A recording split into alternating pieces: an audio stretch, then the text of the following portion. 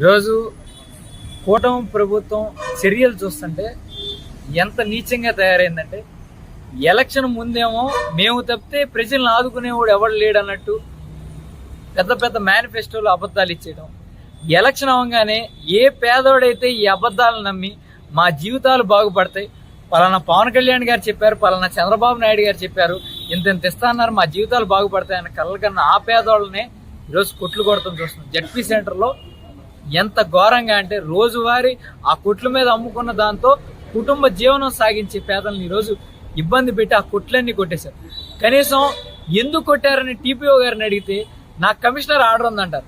కాదండి, వీళ్ళు కోర్టుకు వెళ్ళారు, కోర్టు నుంచి స్టేటస్ కో ఉందని చూపిస్తుంటే స్టేటస్ కో లేదు, ఏం లేదు, కోర్టు మాకు సుప్రీం కాదు, కమిషనర్ సుప్రీం అన్నారు. సరే, కమిషనర్ సుప్రీం అన్నారు కదా, ఆ స్టేటస్ కో ఆర్డర్ కమిషనర్కి చూపించారా అంటే నేను చూపించానని అక్కడ ఆయన చెప్తారు.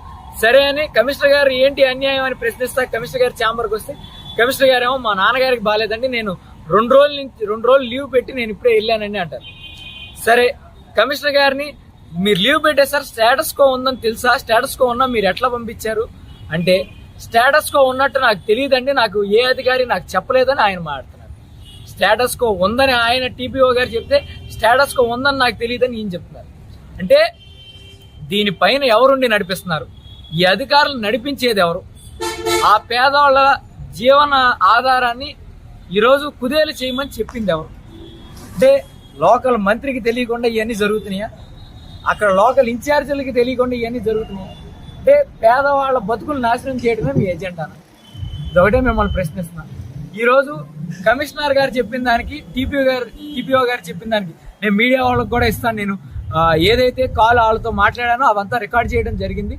ఇద్దరు ఏం మాట్లాడారో, అసలు ఇద్దరు మాట్లాడేదానికి సంబంధం ఉందో లేదో మీకు క్లియర్గా మీడియా ద్వారానే మీడియా వారికి ఇష్టం కూడా జరుగుతుంది. మీరే చూడండి, మీరే జడ్జిమెంట్ ఇవ్వండి. అంటే వీళ్ళు ఎంత న్యాక్గా డ్రామా ఆడాలని ట్రై చేస్తున్నారు. సమాధానం తోచింది చెప్పడం. అంటే ఈరోజు రాజ్యాంగానికి విలువ లేదంటే, ఈరోజు అంబేద్కర్ గారు చనిపోయిన రోజునే పెట్టుకుని రాజ్యాంగాన్ని కూడా చంపేద్దామని డిసైడ్ అయిపోయినట్టున్నారు. వీళ్ళ రాజ్యాంగం ఒకటి కొత్తది పెట్టేసుకుని, మనం ఎవరు రాసిన రాజ్యాంగానికి మనకు లేదు, కోర్టు లేదు, ఏమీ లేదు, మంత్రి పైనుంచి ఫోన్ చేయడం జరుగుద్ది, కింద కమిషనర్ ఆర్డర్ ఇచ్చేయడం జరుగుద్ది, కింద అధికారులు చేయడం జరుగుద్ది. ఒక కోర్టు ఆర్డర్ లేదు, ఒక లాయర్ మాట వినేది లేదు, పేదవాళ్ళని కనీసం హ్యుమానిటేరియన్ గ్రౌండ్స్లో ఆలోచించేది లేదు. ఈరోజు మళ్ళీ కమిషనర్ గారు మేము డిమాలిష్ చేయలేదంటాడు, ఈయనేమో నేను డిమాలిష్ చేశాను. ఇవన్నీ మీకు నేను మాట్లాడిన ఫోన్ కాల్స్ అన్ని ఆ ఆడియో ప్రూఫ్, వీడియో ప్రూఫ్ మీకు ఇవ్వడం కూడా జరుగుతుంది. ఖచ్చితంగా చూసి ఒకటే చెప్తున్నా, ఎల్లకాలం రోజులన్నీ ఒకేలాగా ఉండవు. ఎవరైతే అధికారులు ఈరోజు పేదల మీద పడుతున్నారో, ఎవరైతే అధికారులు నాకు మంత్రి ఉన్నాడు నన్ను ఏం చేయలేరండి, మంత్రి తలకిందులు అవడం ఎన్నో రోజులు పడద్దు రాజ్యాంగంలో, అది తెలుసుకోండి.